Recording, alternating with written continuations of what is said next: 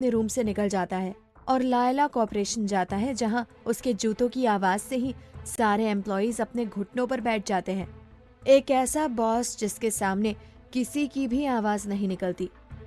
शौर्य अपने कैबिन में जाता है और फिर अपने कैबिन से अपने सीक्रेट रूम में चला जाता है, जहां हर वॉल के हर एक कोने पर एक प्यारी सी लड़की की तस्वीर लगी होती है और उस रूम में लगे किंग साइज बेड पर भी उसकी तस्वीर लगी होती है। दूसरी तरफ माहिरा शौर्य के रूम में आती है और यशिका को बहुत ही बेरहमी से ट्रीट करती है। फहद शौर्य के इंतजार में बिल्डिंग के नीचे कार के टेक लगाए खड़ा होता है। शौर्य जैसे ही अपने रूम से जाता है और यशिका के सिर और होठों के किनारे खून देखता है, वो गुस्से से लाल हो जाता है। शौर्य यशिका का हाथ पकड़कर उठाता है और उसके गालों पर उभरे उंगलियों के निशान को देखते हुए कहता है, किसने किया ये? किसकी इतनी हिम्मत जिसने शौर्य की बीवी को हाथ लगाया? लेकिन यशिका अपनी नजरें नीचे किए हुए खड़ी थी। यशिका को इस तरह खामोश देख शौर्य पागल हो रहा था। उसकी आंखें लाल होती जा रही थी, उसके हाथ गुस्से से हिल रहे थे। यशिका के गोरे गालों पर वो लाल निशान शौर्य के अंदर आग लगा रहे थे। शौर्य ने यशिका के बाजुओं को पकड़ा और कहा, हमने पूछा ये किसने किया है, जवाब दो।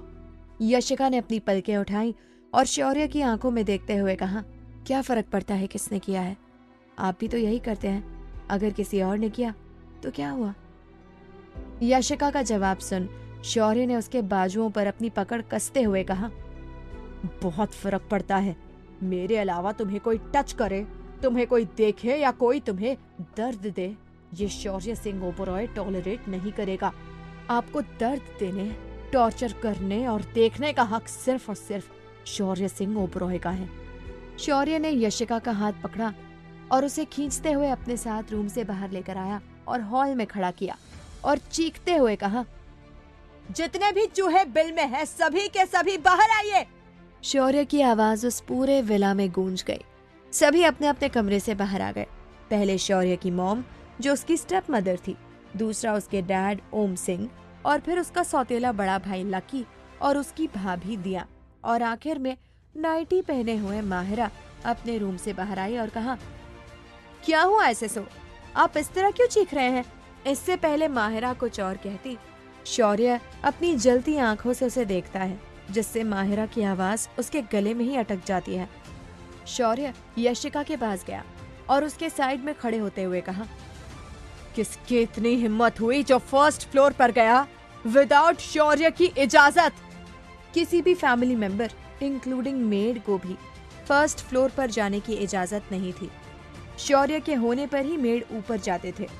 विदाउट शौर्य ऊपर जाना एक गुनाह था शौर्य के नजर में।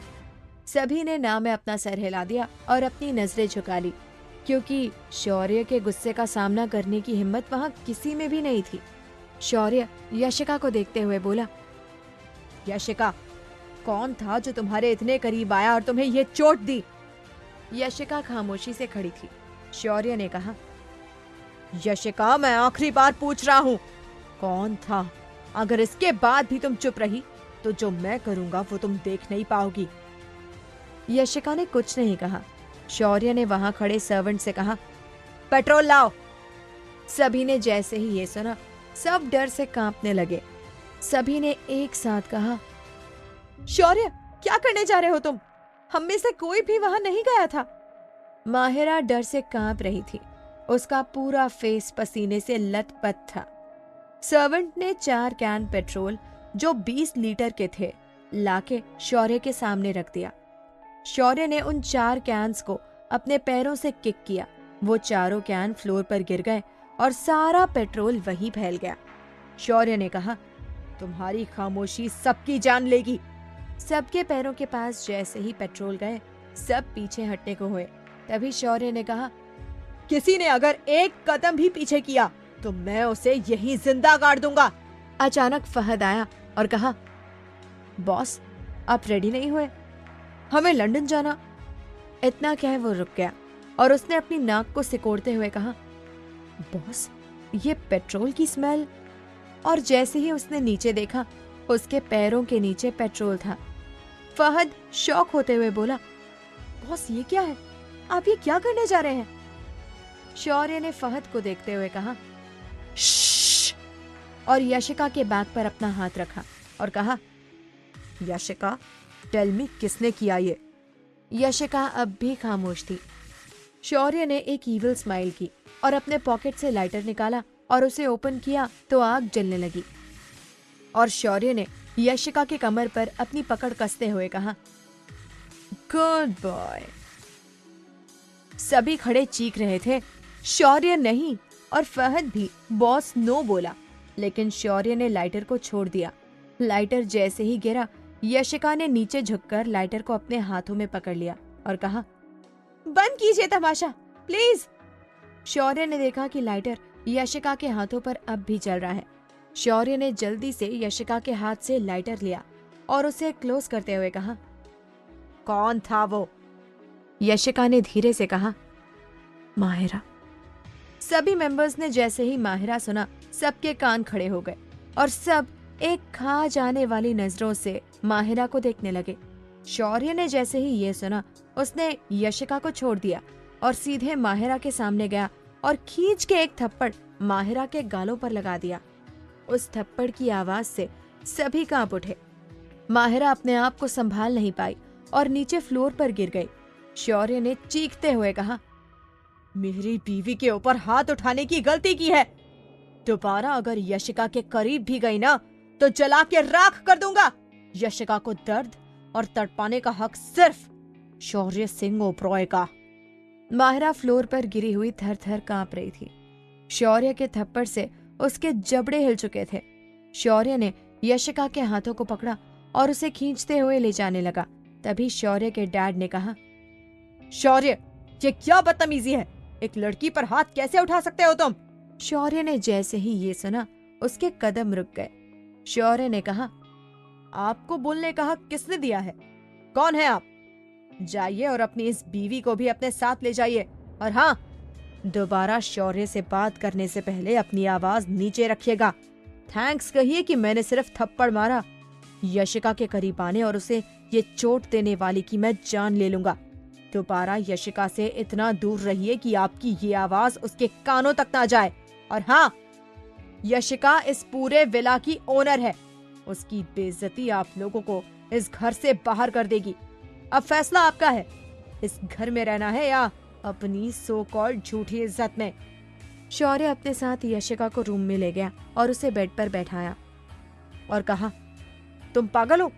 उसने तुम्हें थप्पड़ मारा और तुमने चुपचाप थप्पड़ को खा लिया। यशिका ने कहा, क्या जवाब दूं मैं उसे? आपने ही कहा कि मेरी सांसों पर, मेरी जिंदगी पर आपका हक है, तो मैं उन्हें जवाब क्यों देती जब ये जिंदगी मेरी नहीं है? शौर्य अपने हाथों में कॉटन लिए हुए यशिका के सामने बैठ गया और उसके सर के चोट पर जैसे ही कॉटन को रखा, यशिका की आह निकल गई। यशिका की उस आह ने शौर्य को किसी की याद दिला दी। शौर्य यशिका की तरफ एक खिंचाव महसूस कर रहा था।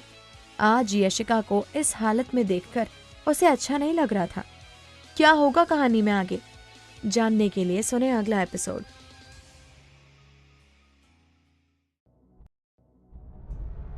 शौर्य जैसे ही अपने रूम में आता है, उसकी नजर यशिका के चोट पर जाती है, जिसे देख वो पागल हो जाता है और यशिका से पूछता है, लेकिन यशिका खामोश रहती है और यशिका की खामोशी शौर्य के अंदर के ज्वालामुखी को बढ़ा देता है। शौर्य यशिका को अपने साथ नीचे हॉल में लेकर आता है। सबके सामने खड़ा कर उससे पूछता है कि कौन है जिसने आपको हाथ लगाया, लेकिन यशिका खामोश रहती है। यशिका की खामोशी ने शौर्य के अंदर के हैवानियत को जगा दिया। शौर्य ने पेट्रोल टैंक को उस पूरे हॉल में उड़ेल दिया और जैसे ही लाइटर लगाने को हुआ, यशिका ने उसके हाथों से लाइटर को ले लिया और उसने बता दिया कि उस पर हाथ उठाने वाला और कोई नहीं, माहिरा है।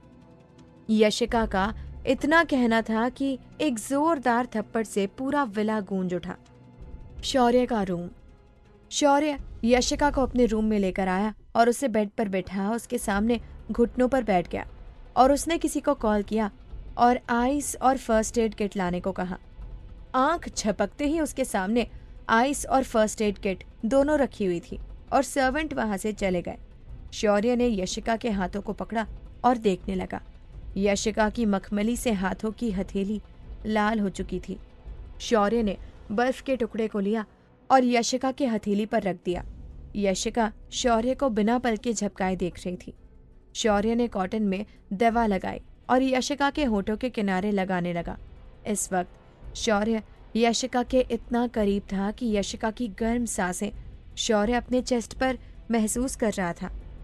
शौर्य को एक अजीब सा एहसास हुआ और शौर्य ने एक झटके में यशिका के शोल्डर पर हाथ रखा और उसे दूर धकेल दिया और वहां से खड़ा हुआ और कहा, अपनी बैंडेज कर लो। यशिका को गुस्सा आ रहा था। यशिका उठी और शौर्य का हाथ पकड़ उसे रोकते हुए कहा, रुक जाइए, हमने तो नहीं कहा था कि हमारी बैंडेज कीजिए, हमने तो नहीं कहा था। और आज आप हमें जवाब देंगे, आखिर क्यों कर रहे हैं आप ये? चाहते क्या है हमसे? हमने ऐसा क्या किया है कि आप हमारे साथ? शौर्य एक हैवान की तरह पीछे मुड़ा और यशिका के हाथों को झटकते हुए उसके बालों को पीछे से पकड़ते हुए कहा, तुम गुलाम हो मेरी, और एक गुलाम को अपने मालिक से सवाल करने का हक नहीं होता, समझे तुम? यशिका ने शौर्य की आंखों में देखते हुए कहा, एक गुलाम? एक काम करेंगे आप, अपने इस गुलाम की जान ले लीजिए, वरना किसी दिन ये गुलाम अपनी जान ले लेगी। यशिका की बात सुन शौर्य ने हंसते हुए कहा, मजाक अच्छा करती हो। शौर्य को मारने के लिए पावर और जिगर चाहिए, और तुम छोटी बकरी एक शेर का शिकार करोगी। Nice joke. यशिका बिना अपनी पलकें झपकाए बस शौर्य की आंखों में देख रही थी और शौर्य भी अपनी लाल आंखों से यशिका की आंखों में देख रहा था। दोनों एक दूसरे की आंखों में खोते चले जा रहे थे कि शौर्य का फोन रिंग हुआ। शौर्य ने एक झटके में यशिका को छोड़ दिया और यशिका सीधे जमीन में गिर गई और उसकी आह निकल गई। शौर्य अपना कॉल ले वहां से चला गया। यशिका के चाचा चाची का घर। एक छोटे से घर के सामने एक ऑडी कार आकर रुकी और फेस पर मास्क, सर पर हैट लगाए हुए एक यंग हैंडसम सा लड़का बाहर आया और यशिका के चाचा चाची के घर का डोरबेल प्रेस किया।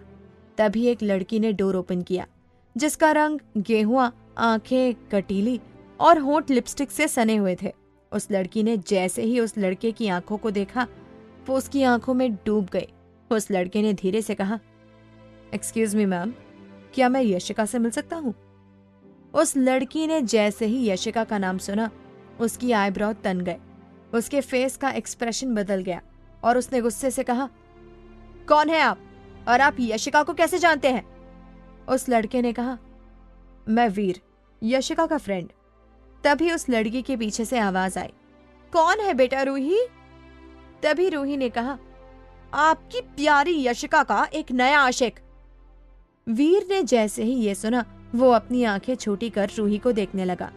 यशिका की चाची वीर के सामने आई और कहा, यशिका मर चुकी है। वीर ने जैसे ही ये सुना, उसे 440 वोल्ट का एक झटका लगा। उसे यकीन नहीं हो रहा था कि यशिका की चाची ने अभी क्या कहा है। इससे पहले कि वो कुछ कहता, रूही धड़ से वीर के मुंह पर डोर बंद कर देती है। वीर अपने कदम पीछे करते हुए बोला, यशिका मर नहीं सकती, यशिका को कुछ नहीं होगा। यशिका, कहाँ हो तुम? यशिका, वीर तुम्हें ढूंढ कर रहेगा। नेक्स्ट डे शौर्य के रूम में यशिका आराम से बेड पर सो रही थी। तभी अचानक से एक बकेट का पानी उसके ऊपर आ गिरा। यशिका हड़बड़ा के उठी और अफनाते हुए कहा, क्या हुआ? और जैसे ही अपनी आंखें खोली, उसके सामने शौर्य अपने हाथों को फोल्ड किए हुए खड़ा था। शौर्य ने यशिका को घूरते हुए कहा, महारानी, आपकी सुबह हो गई तो क्या आप उठना पसंद करेंगी? यशिका जल्दी से उठ के बैठ गई। तभी शौर्य उसके करीब गया और उसकी कमर पर अपने हाथ को रखा और उसे बेड से उठाकर हवा में लाते हुए अपने सामने किया और कहा, मैंने तुमसे शादी तुम्हें सोने के लिए नहीं की है, जाओ रेडी होकर आओ। यशिका ने हाँ में अपना सर हिलाया और वहां से चली गई। शौर्य अपनी क्लोसेट की तरफ बढ़ गया। नीचे हॉल में सभी डाइनिंग टेबल पर बैठे नाश्ता कर रहे थे। एक सर्वेंट वहां आया और कहा, मैम, वीर साहब आए हैं। शौर्य की मॉम सुचित्रा जी ने जैसे ही वीर का नाम सुना, वो भागते हुए डोर की तरफ बढ़ गई और डोर के बाहर खड़े वीर को अपने सीने से लगाते हुए कहा, मेरा बेटा, इतने दिनों से आप कहाँ थे? तभी शौर्य ने नीचे सीढ़ियों से उतरते हुए कहा, क्या बात है, माँ बेटे का मिलन हो रहा है। शौर्य ने अपने हाथों में आईपैड लिया हुआ था और उसके आईपैड में इस वक्त उस विला की सीसीटीवी फुटेज लाइव थी। शौर्य ने वो पार्ट जूम किया जिस पार्ट में डोर एरिया दिख रहा था। शौर्य ने एक ईविल स्माइल की और कहा, कम ऑन नाजायज ब्रदर, अंदर आने में कैसी शर्म। जब यहाँ तक चले आए तो अंदर भी आ जाओ। ये घर धर्मशाला ही तो है, जिसका मन करता है मुंह उठा के चला आता है। वीर शौर्य की बातें सुन अपनी मुट्ठी कस लेता है। सुचित्रा जी को देखते हुए उसने कहा, मॉम, मैं लंदन जा रहा हूँ 1 हफ्ते के लिए, इसलिए आप मुझे कांटेक्ट करने की कोशिश मत कीजिएगा। इतना कह वीर डोर से ही वापस लौट गया और सुचित्रा जी अपने बेटे को इस तरह जाते देख तड़प उठी। शौर्य अपनी किंग चेयर पर बैठा हुआ आईपैड में देख रहा था। इस वक्त उसकी नजर उस फुटेज पर थी जो उसके रूम की थी। तभी उसके रूम के डोर का बाथरूम ओपन हुआ और यशिका का सर हल्का सा बाहर आया। यशिका सर को इधर उधर घुमा के देखने लगी और फिर रूम में आई और इधर उधर टहल रही थी। शौर्य अपनी चेयर से उठा और अपनी रूम की तरफ बढ़ गया। यशिका टॉवल लपेटे हुए रूम में इधर उधर घूम रही थी। तभी यशिका जैसे ही पीछे मुड़ी, वो एक ब्रॉड चेस्ट से टकरा गई और उसका पैर फिसल गया, क्योंकि यशिका ने शावर लेने के बाद बालों को ड्राई नहीं किया और कब से रूम में लेफ्ट राइट कर रही थी। उसके बालों का पानी फ्लोर पर था। यशिका जैसे ही गिरने को हुई, शौर्य ने उसे पकड़ लिया, जिसकी वजह से यशिका की टॉवल हल्की नीचे आ गई और यशिका की क्लीवेज साफ साफ दिखने लगी। शौर्य और यशिका एक दूसरे को देख रहे थे। शौर्य ने यशिका को बेड पर पटक दिया और चीखते हुए कहा, कपड़े नहीं है जो टॉवल में घूम रही हो। क्या होगा कहानी में आगे जानने के लिए सुने अगला एपिसोड।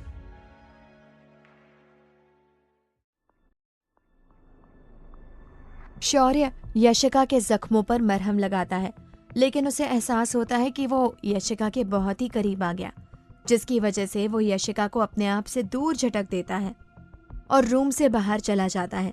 नेक्स्ट डे वीर सुचित्रा जी से मिलने आता है और शौर्य वीर को बहुत ही घटिया तरीके से ट्रीट करता है। और शौर्य जैसे ही अपनी रूम की फोटो देखता है, वो सीधे अपने रूम की तरफ बढ़ जाता है और यशिका को इस तरह टॉवल में देख उसे गुस्सा आ जाता है और वो यशिका पर चिल्लाते हुए कहता है, कपड़े नहीं है जो टॉवल में घूम रही हो। अब आगे शौर्य की बातें सुन यशिका अपने टॉवल को अपने हाथों से पकड़ते हुए ना में अपना सर हिला देती है। यशिका का ना सुन शौर्य गुस्से से अपनी मुट्ठी भींच लेता है और यशिका का हाथ पकड़ उसे अपने क्लोजेट में ले जाता है और एक बटन प्रेस करता है। बटन प्रेस करते ही वो क्लोजेट 2 हिस्सों में बंट जाता है और एक बड़ा सा रूम ओपन होता है। यशिका जैसे ही उस रूम में देखती है, उसकी आंखें शौक से बड़ी हो जाती हैं, क्योंकि उस हिडन क्लोजेट में एक तरफ सैंडल बूट्स और स्लीपर्स थे, एक साइड ब्रांडेड ड्रेस थी जो अभी मार्केट में लॉन्च ही नहीं हुई थी, और दूसरी side most expensive purse, watch, accessories रखी हुई थी। यशिका की आंखें बड़ी होती चली गई। शौर्य ने यशिका का हाथ छोड़ते हुए कहा, ये रहे तुम्हारे कपड़े, पहने उसे, बाहर आओ, और अगर दोबारा टॉवल में बाहर आई तो हमसे बुरा कोई नहीं होगा। इतना कह शौर्य वहां से चला गया। कुछ देर बाद क्लोजेट का डोर ओपन हुआ और यशिका बाहर आई। यशिका दूध सी गोरी थी और आज उसने लाइट पिंक कलर की स्कर्ट और वाइट टॉप पहन रखा था, जो उसकी बॉडी में छिप जा रहा था। यशिका की खूबसूरती किसी को भी अपना दीवाना बना सकती थी। यशिका के लंबे बाल खोले हुए थे और उसके फेस पर लटक रहे थे। यशिका जैसे ही बाहर आई, शौर्य की नजर जैसे ही यशिका पर गई, एक पल को शौर्य भी उसकी खूबसूरती में खो गया। लेकिन शौर्य ने अपने ख्यालों को झटका और यशिका का हाथ पकड़ उसे खींचते हुए अपने साथ बाहर लाया और कार के बैक सीट पर धकेलते हुए बैठ गया। यशिका बैक सीट पर सही से बैठते हुए बोली, आप इंसान हैं भी या नहीं? आप हमें एक जानवर की तरह ट्रीट क्यों करते हैं? ऐसा क्या किया है हमने जो आप हमसे इतनी नफरत करते हैं?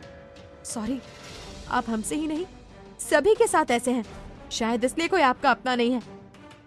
यशिका ने जैसे ही ये कहा, शौर्य गुस्से से लाल हो गया और शौर्य उसके ऊपर झुका और उसकी आंखों में देखते हुए कहा, तुम्हारी इतनी औकात नहीं कि तुम शौर्य सिंह ओबरॉय से जुबान लड़ा सको।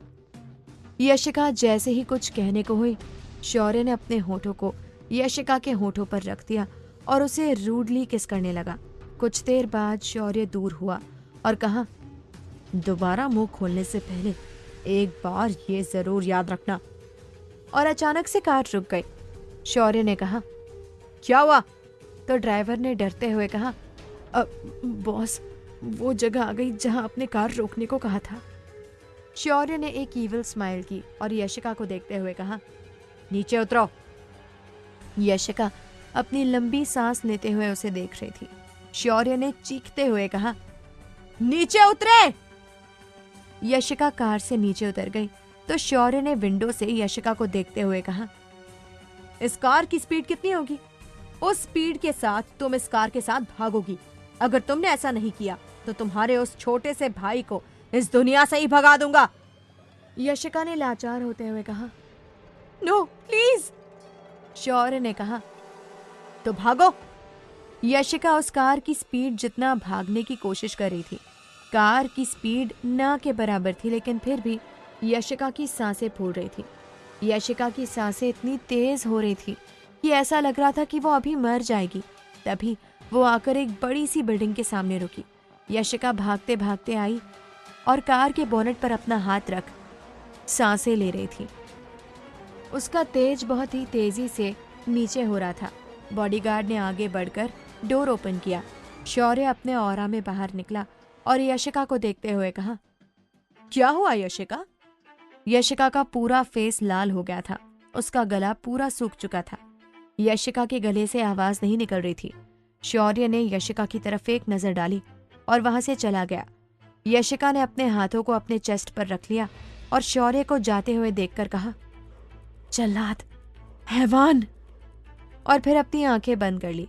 तभी उसके शोल्डर पर किसी ने हाथ रखा तो यशिका तुरंत पीछे हो गई और उस आदमी को ध्यान से देखने लगी। यशिका को इस तरह देखते देख फहद ने कहा, मैम रिलैक्स, और पानी की बोतल बढ़ा दिया। यशिका जैसे ही ऑफिस में एंटर हुई, सभी उसे अजीब नजरों से घूर रहे थे। फहद ने कहा, अटेंशन एवरीवन, मीट बॉस की पर्सनल सेक्रेटरी। फहद की बातों को यशिका ने जैसे ही सुना, वो अपनी नजरें उठाकर फहद को शौक भरी नजरों से देख रही थी। क्या होगा कहानी में आगे, जानने के लिए सुने अगला एपिसोड।